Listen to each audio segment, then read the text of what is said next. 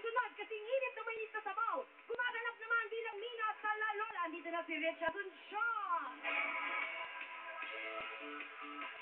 Kasing init ng lechong pagluluto, siya ang nagpasikat ng mga tagalites na kanta. Eto na si Miss Ganda. At mas mainit pa sa ulo ng lola ko, isa sa mga members ng SOP, Latibat, Maricris Garcia. At ito mainit, mas mainit pa sa kinikiling basa. First time niya naman mabimbita sa kaputol ng isang awit. Eto na, Glyza De Castro. Ayan, support, kanta pa mga newsmakers of 2008 sa Pulatero. Hula, hula, hula. Hula, hula, hula. Come on. Say what the... One half pa lang yan. Ito naman ang mga seniors sa puti with Dabarcad's coach, Jose! Yeah, come on, this is Chris Brown. Look at my back, it's brown. Tunay na pinag-usapan noong 2008. Yan ang mga Sin Steelers. Ito na, isa-isay ko na. Nandito na ang unang Pinoy Soul Survivor. Walang iba kundi si JC Tuseco. Daddy naman for the first time. At may anak na, kaya nga daddy. Yan si Ian Magdangan. Gumanap bilang Henry sa kanyang first primetime show na ako si Kim Chang-du.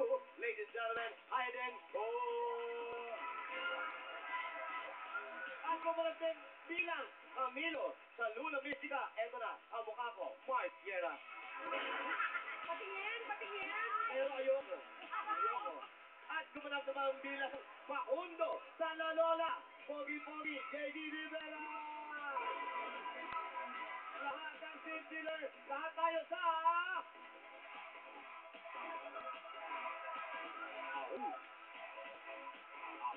Simulan na natin agad ang celebrity kontrahang ito with the ladies on my Siyempre, ladies first. Single ladies? Single ladies, put a ring on it. Pero ito, maganda. Erin Kerry. Sige, unahin mo yan, Ito Julia. nga, mainit na mainit ito dahil hindi lang siya gumaganap bilang artista sa mga TV shows at pelikula.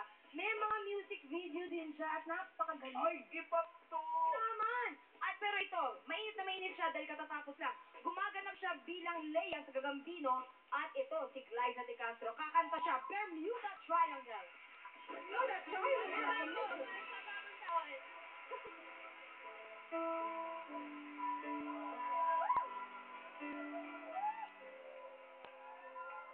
Every time I think of you, I gotta shot right into the fire.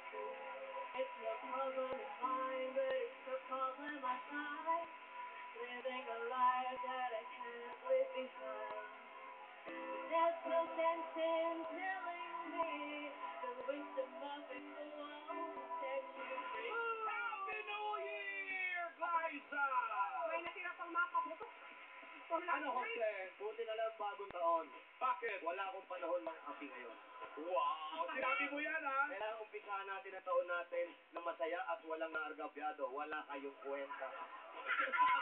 Akala ko ba hindi kayo mga api? Hindi pa nga. Binibigil ko. First time na, first lead role niya ito.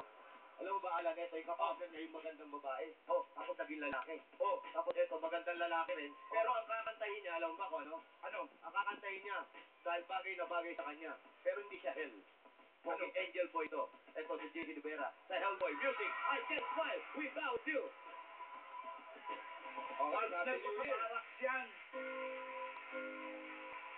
You know I can't smile. Tama-tama yung kumanta niyan, lasing na eh. I can't smile without Eloy! I can't laugh and I can't sing. I'm finally Okay ka na, Eloy! to do anything that I regret when you're glad. Happy New Year, JC! Okay ka lang, Daisy! Paborito ni Colin yan. Alam mo si JC maganda ang 2008 niya eh. Oo naman. JC, dito ka. Nakadalawang leading man yan eh. Una sa... Pabango na Dudurugin kita. Nagdurog nga. Nadurog! Durog na durog Ito ang ngayon, mga La Lola. La Lola. Na-feature pa sa opera. Ang ganda ng 2008 para sa batang yan. Salamat. In fairness.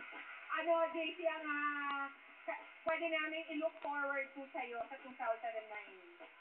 Parang ang hirap lampasan ng mga achievements mo ng 2008 eh. Well, ayoko magsabi.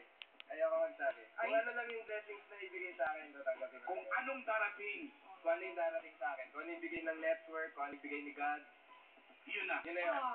Okay. At si Glyza naman gumanap bilang Lea sa Gagambino. At siya rin, ang first lead role niya happened also last year. Sa kaputol ng isang awit. Kasama si Lavi. Lolo. Siyempre, dream come true din yun, di ba? Liza lang naman ng artista, nangangarap maging lead. Yes. No?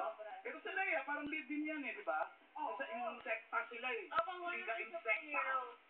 What do you think, Glyza, you did right para mapapunta sa'yo itong mga importanteng proyekto last year? Siguro ako, hindi. Si God na lang. A lot of prayers and kung kalooban naman ni Lord para sa'yo, bibigay na para sa'yo. May tatalo pa sa Amen. prayer. Wala. Yun na lang sabi natin. Amen! Okay,